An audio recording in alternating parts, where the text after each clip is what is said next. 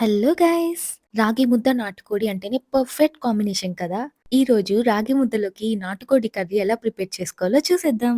First కుక్కర్‌లో 2 table spoons of oil వేసుకొని, అందులోకి ఆవాలు, పచ్చిమిరపకాయ, ఆనియన్స్ అండ్ కరివేపాకు వేసుకొని కొంచెం ఫ్రై చేసుకోవాలి. నెక్స్ట్ ఇందులోకి క్లీన్ చేసుకున్న నాటుకోడిని కూడా వేసేసుకొని ఒకసారి మిక్స్ చేసుకోవాలి. ఇప్పుడు ఇందులోకి పసుపు, కారం, ధనియాల పొడి, సాల్ట్ వేసుకొని ఒకసారి మిక్స్ చేసుకోవాలి.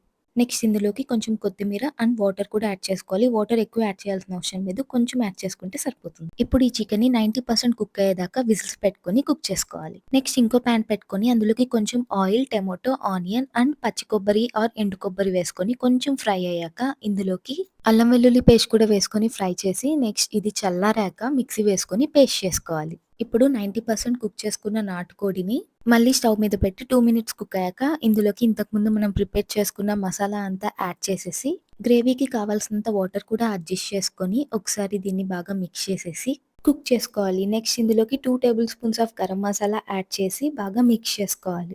నెక్స్ట్ ఒక 5 మినిట్స్ కుక్ చేసుకొని కొంచెం కరివేపాకు, కొత్తిమీర వేసుకొని సర్వ్ చేసేసుకోవడమే.